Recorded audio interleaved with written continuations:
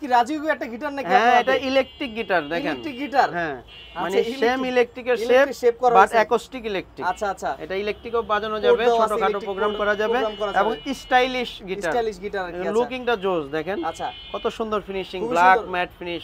Only 3500 টাকা। 3500 টাকা। এই শেপের মধ্যে কি আর কালার হয় কিনা আপনাদের অনেক কাছে? কালার হয়, অনেক কালার হবে অনেক না? কালার হবে। যে আপনি প্রচুর একটা কালার কালার হবে। কালেকশন দেখেন।